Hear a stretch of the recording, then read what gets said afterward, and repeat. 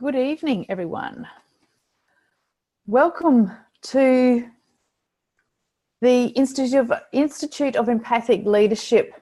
We're having our monthly webinar tonight, and I'm Liana Allison, the Empathic Leadership Coach here at the Institute. And tonight our topic is feeling isolated. It's not just you. So let's get right into it, shall we? First of all, I want to just let you know what the structure is going to be tonight.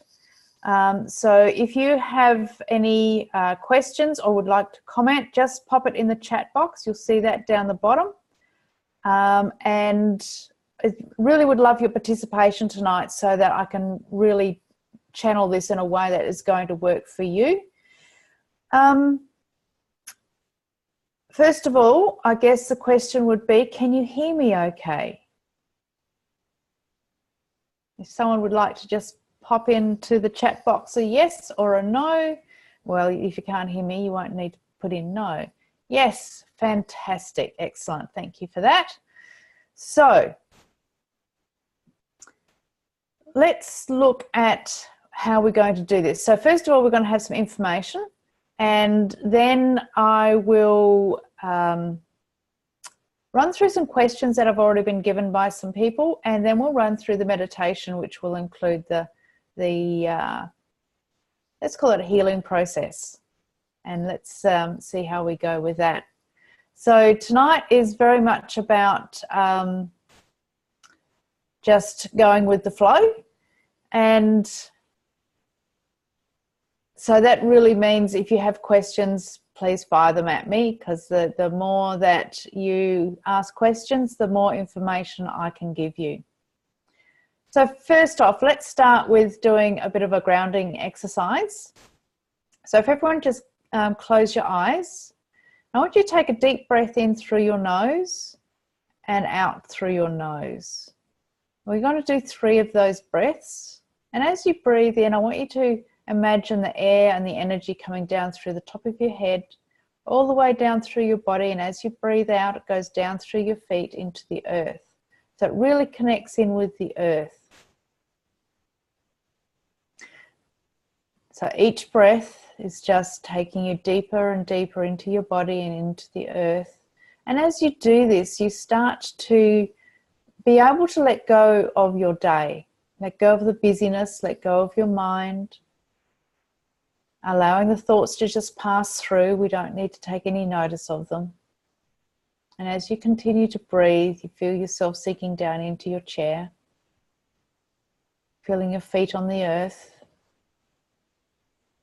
really being present to what's available to you tonight.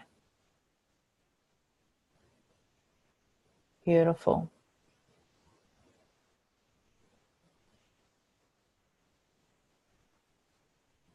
And one more breath now.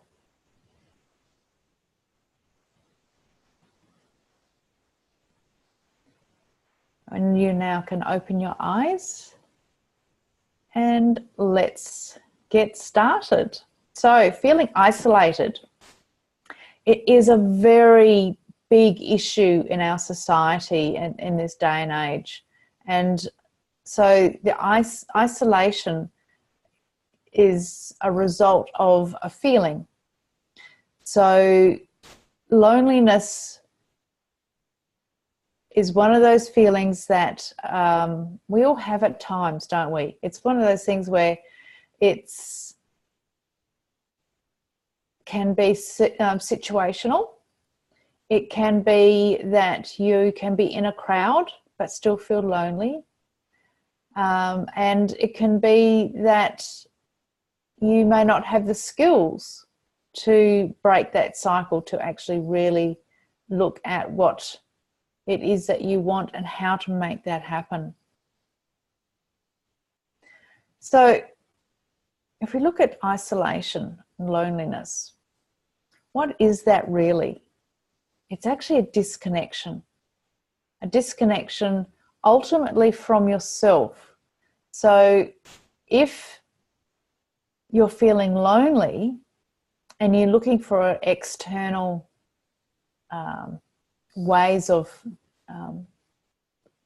lowering the loneliness scale, then we're looking in the wrong direction, because we actually have to look within ourselves, because within ourselves is our main connection to our heart, to our mind, to our energy, to our spirit.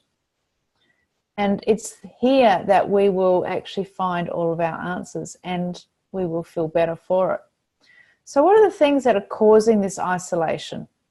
A lot of the times it's to do with our social media and, you know, the tech that we use nowadays. It's very easy to get lost in what's going on in that world and forget to actually take the steps required to really look at what it is that we want, how we want to connect, how we want to have a community. Now, another thing could be we get so busy. You know, we want to achieve things in life, and that means we've got to be doing the actions. We've got to be, you know, thinking about what we've got to do next. And we get really, really busy. And it's not just for us. Like, we've got families to look after, or more than one job, or we've got a business, and businesses can take up a lot of time. So if you're really busy and we're focusing on building a business or doing a good job, it distracts us from the human connection. And it's that human connection that breaks the cycle of the loneliness and the isolation.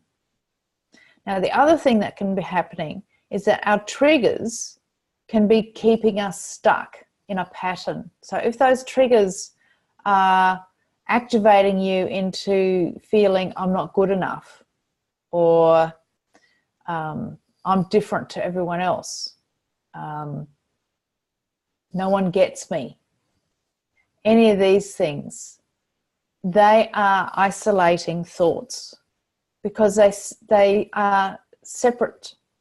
They separate us from everyone else. So when we get stuck in our triggers and we add big stories to those triggers, and what I mean by stories is like we may put meanings on a situation that may not be there, but our history, our triggers, are actually adding meaning to these stories, these triggers. And certainly not in a good way, because they hold us back, they keep us trapped. Now, the other problem is quite often when we're feeling lonely or isolated is that we look for external validation.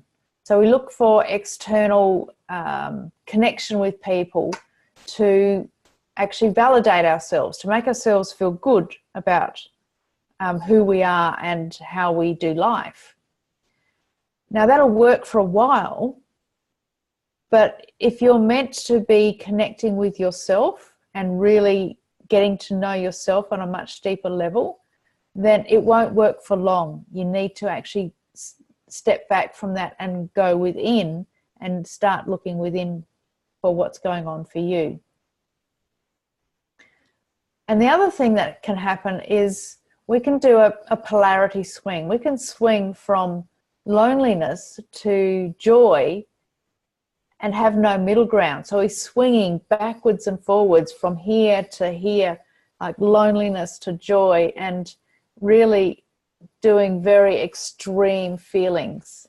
Now, that in itself is exhausting. We can't maintain it, and our body and our emotions will start to let us know that we're actually not on track. So if we work with loneliness, what can it do for us? Well, we can learn to value our alone time. And if we're valuing our alone time, that means we're actually loving ourselves. We're spending time with ourselves. And what that does is it actually helps us to grow, to have greater depth of understanding of ourselves. And when we do that, we feel connected with ourselves, and therefore we can connect with our community so much more easily. And we also know if we go within and get to know ourselves, our triggers are nowhere near as strong. They might still be there, but they're not going to keep us stuck.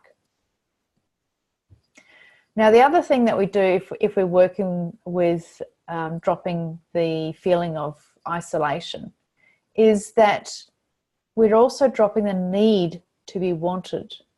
Now, if you have a need for anything, then it has control of us. So we actually want to have a want to be wanted. And if you think about it, when you really, really need something, doesn't that feel like you're reaching out and trying to grab it? You're trying to grab it and bring it in, and you're using force and energy. Now, if you want something, you tend to be able to just sit still and wait for it to come to you. It's a bit like when you have somebody throwing a ball, it's like in softball, and you want to catch the ball. Anytime you want to catch the ball, if you reach out to grab it, that ball will bounce off your mitt. If you wait for it to come and just sit in your mitt, then it just comes to you, and it's very, very easy. So that's the difference between need and want. It's that going out and trying to grasp something rather than waiting for it to come to you because you're actually okay with yourself. Any questions about any of this so far?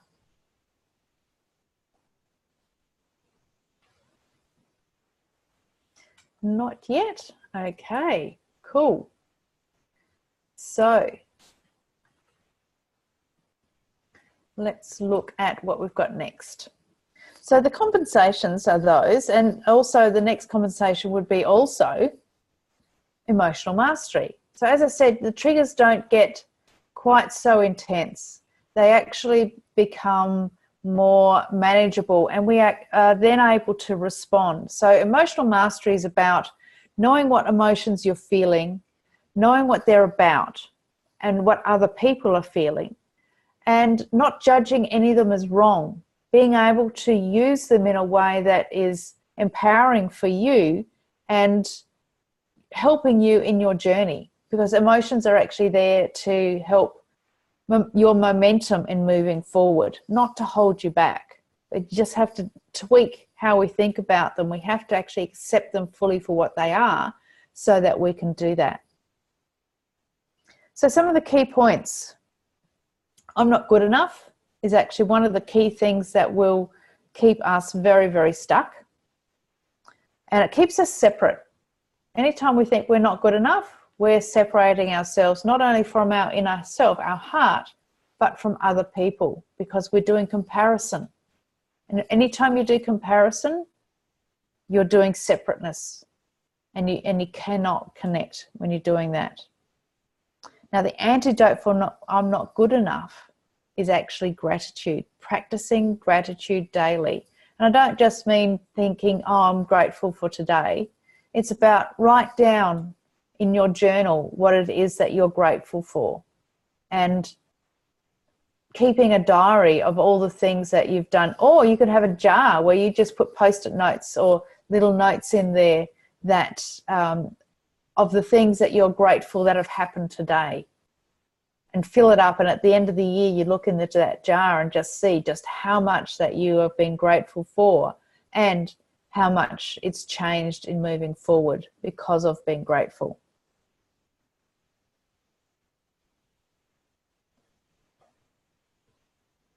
So if we want to be wanted,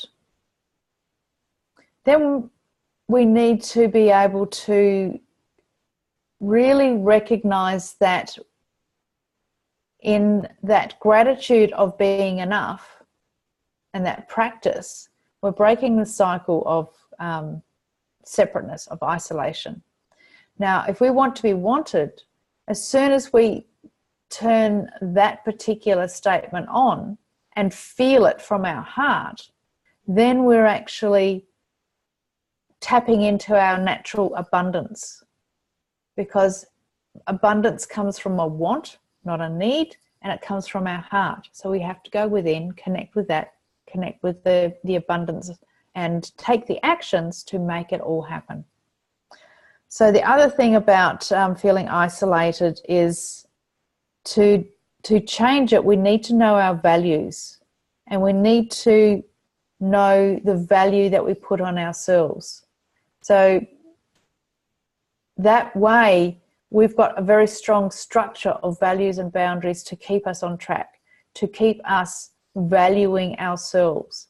So it's in the valuing of ourselves that we start to actually like ourselves a bit more. We are enough, and we no longer feel separate or alone or isolated. We're able to connect with ourselves and connect with other people. So know your values and your boundaries and how to action them.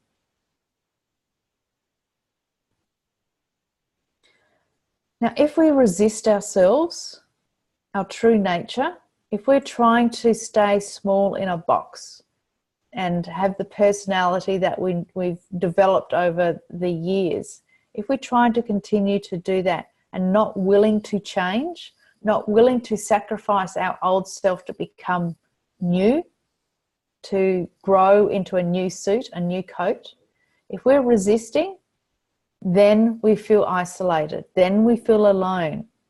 So be aware of any resistance you may have to change and to actually being exploring your own inner self.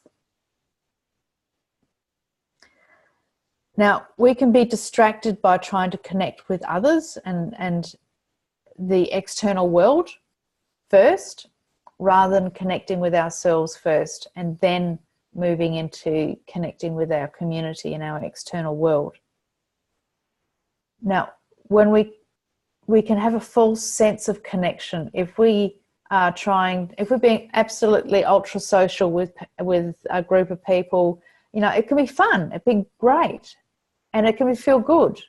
But ultimately, if you have some quiet time and you're not okay with sitting with yourself and being okay with yourself, then it's a false connection. It's not real.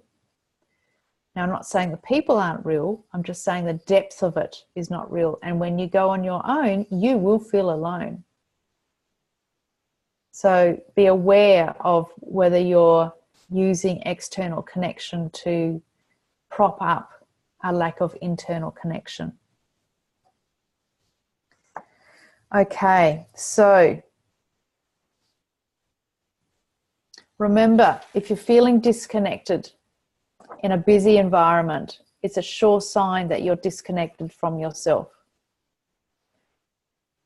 And when we do the connection with the external, it can have a great sense of joy. We're having fun and all the rest of it. But then we go home and we have the polarity swing into isolation and aloneness. So we're doing this huge swing, as I said earlier, from one side of our emotional makeup to completely onto the other side. And really what we want is to have both of them working together so that we can actually sit in the center. And if we have isolation and aloneness and connection and joy all in there together, we can choose consciously which one we want to be. Because aloneness will actually trigger us into a deeper contemplation. So it is useful to have. We don't want to get rid of any of it. We want to know what it's there for. And aloneness actually gives us a deeper sense of self if we're willing to go into it. Now, we've had a couple of questions which I will go through. So we had one where, how do you suggest we own all that we are and have been and to be? So minus the fear, judgment, and self-sabotage. So to own all of that we are, we actually don't want to get rid of fear, judgment, and self-sabotage because they're guiding us in a certain direction. So we need to not only own all of who we are, we need to accept all of our emotions. We need to honor all of our thoughts, and we need to acknowledge all of the triggers and the limitations that go along with those, because there's always a compensation gift. For example, if, what's one that I can use? if I have a great fear of, let's say, public speaking, and my thought loop that goes on it is people are going to judge me badly. They're going to laugh at me. And the limitation is I get really, really nervous and I forget what I've got to say. Now, those three things can all appear negative. But if we look at it and we work with that in a certain way, we can turn it around, because fear is on the same energetic level as excitement. So with a slight tweak, we can turn it into excitement. We can honor the thought of I'm going to get judged and people are going to laugh at me, with the fact that that means I'm going to try and do a really good job, because I don't want that to happen. So it's giving me momentum to actually practice what it is that I've got to say, so that I do the best job that I can. That's a really good compensation gift. And the limitation of forgetting what I've got to say actually gives me the ability to then speak from my heart without having a rehearsed speech. So I might have a rehearsed speech, but I'll have the ability to ad lib as I go along. So you see, there's all these things. If we try to move forward without any of these issues, then we're missing out on a lot of the wisdom that emotional mastery and acceptance really gives us. So another question was being triggered by hearing being judged negatively or negative comments. And what I would say about this is a trigger for you to look at in regards to how much of it is actually being triggered from past history where you've been judged harshly, or somebody in your life has actually been giving you a really hard time for a consistent amount of time. So those old hurts are still there. So you're piling those old hurts onto a current situation and make it a really big story, rather than actually just allowing yourself go, okay, so whatever someone says about me is their business. If I'm okay with me, it doesn't hurt. And hurt actually isn't a bad thing. It's only bad when we resist it. So hurt can happen momentarily and be gone.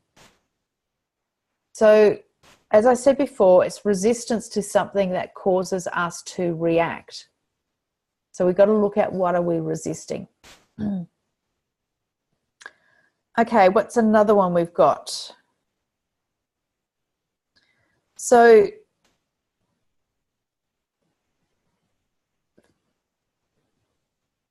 this particular lady feels like she may need to be with other people to enjoy herself. So she doesn't enjoy herself in her own company. Now, that's probably already been covered, but let's just do it quickly. If we cannot sit with ourselves and be alone and enjoy our company, we are using external company to hide something, some inner trigger or issue that is trying to be seen, trying to be heard. And if we're avoiding those feelings that are coming up when we're alone, we're avoiding a trigger or an issue that is trying to help us to grow. So we must always go into whatever it is that we are resisting and allow it to show us the way to a greater self. So that means getting comfortable with being uncomfortable, pretty much. And we've all got that to learn, don't we? I certainly do, and I have done for quite some time in regards to getting comfortable with being uncomfortable and learning as I go. All right. Now let's do a meditation where I can take you through whatever it is that comes up for us. So please close your eyes Taking a nice deep breath in, like we did earlier, in through the nose and out through the mouth.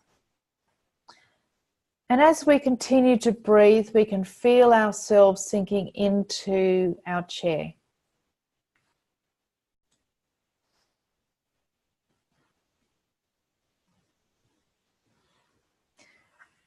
And as we just continue to breathe and we're starting to relax, just letting go of any tension that you may have from your day, letting go of the thoughts and feeling that your body is starting to relax. And each breath is drawing in the energy through your head and allowing it to flow down through your feet into the earth. And as you do this, you feel the nurturing of the earth beneath you. You feel the support. You feel like you've come home to where you're meant to be. And as you continue to breathe, you become aware of this energy that you're breathing, filling your body. And as it fills your body, you notice the energy flowing through your body, going to all parts of your body. Right down through your shoulders and your arms into your hands. Right down through your chest and your torso, your hips, your thighs, your calves and your shins, right down through your feet. And you feel this energy flowing. And as you feel it flowing, you feel any part of that energy that might be blocked. And you just put your focus on that spot. It could feel like a tension, a resistance. Just put your focus on it. And as you breathe into that spot, you allow yourself to just relax with it, trusting that your body knows what it's doing. Its natural environment is to heal. We just have to drop our resistance. So as you breathe into that spot,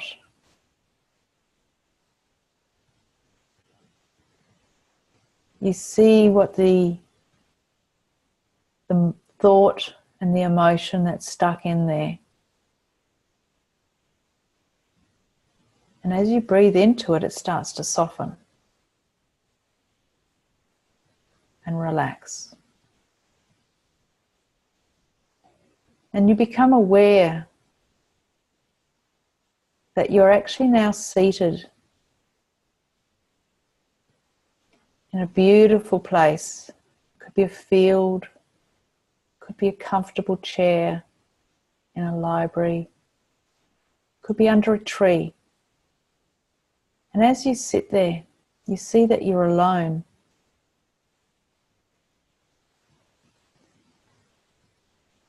And you start to look around you for other people because you feel slightly uncomfortable at being alone. And as you breathe, you hear this inner voice, this inner wisdom, asking you to go within your heart, to get to know the perfect you, because you're perfect no matter what you do. Because you're you, you're an individual.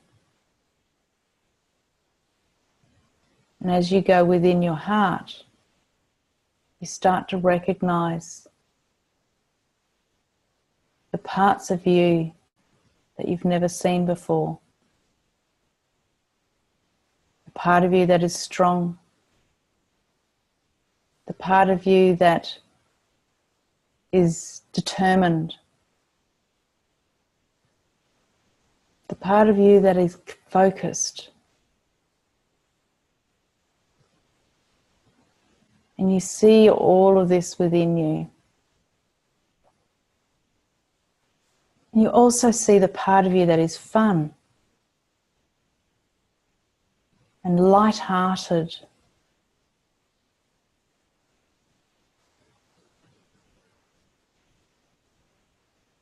And able to step forward in life through the fear, because fear is also excitement. So you dedicate yourself to yourself. You dedicate this exploration of the inner you. And you find gratitude for all the things that you haven't recognized yet. All the characteristics that help you in life, to support you.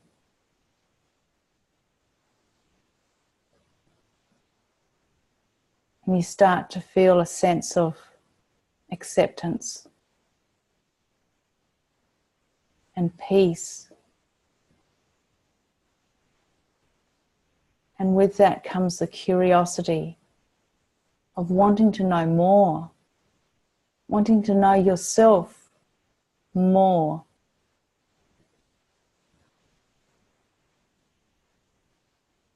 To allow yourself to just be present with yourself. And as you do this, you look up and you notice there's people around you now. And these people are smiling and welcoming you into the community, welcoming you into this supportive group. And as you step forward into these beautiful people, this group that's there, like-minded, yet also different, all willing to look within and explore who they really are. Your true community.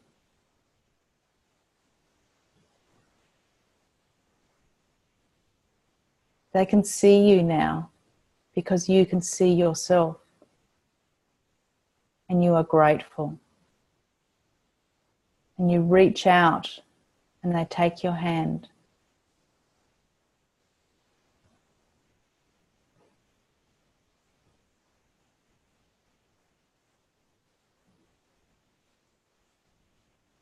And as you stand within this community, you feel the strength within you. You feel your feet on the ground.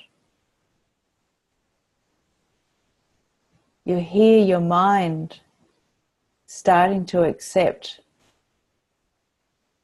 that you're not alone. You never have been. You'd only closed your heart to yourself.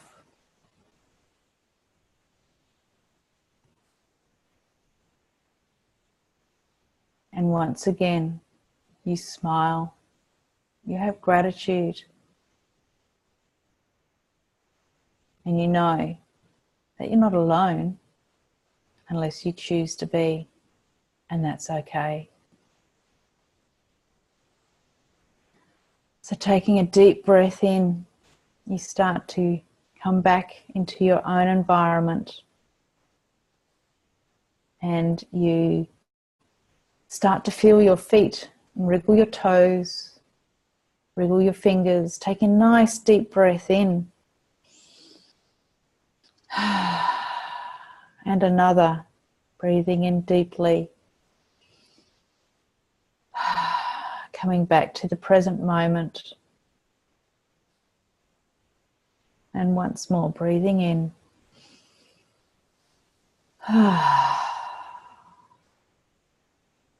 Beautiful. How was that for everybody?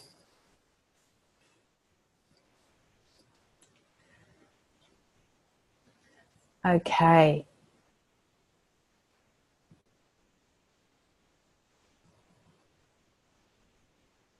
Okay, great. Fantastic. So that was great. I'm glad you enjoyed that. Okay, so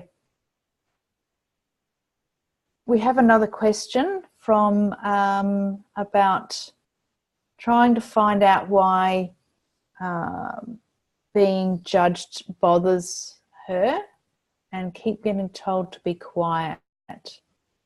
Okay, so is that from getting told to be quiet actually by somebody or from your inner self? Just try and clarify that one for me if you can. And I will do my best to give you some insight. Oh, by others.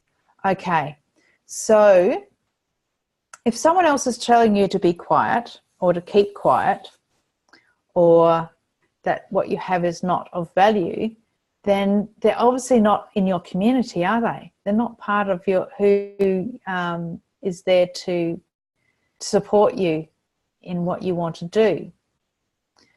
So if somebody isn't actually on your side, let's call it, then why are you listening to them? Why are you taking any notice of what they've got to say? So this is about you being confident in you and being completely sure of what it is that you want to do, how you want to do it, what your values are and what your boundaries are in regards to maintaining your direction and your focus. If someone is giving us a hard time, look at yourself and see what that means about you, what you believe about yourself, and also look at what that means about them. And being pragmatic, not taking it personally, because as soon as we take it personally, we hand our power over to the other person. And that is not a very nice feeling to have. So I hope that helps, Liz. And Sarah, and thank you so much for being on the call live. I just wanted to read you something because I think it's really, it's a quote by John O'Donohue. And it says, "Each one of us is alone in the world.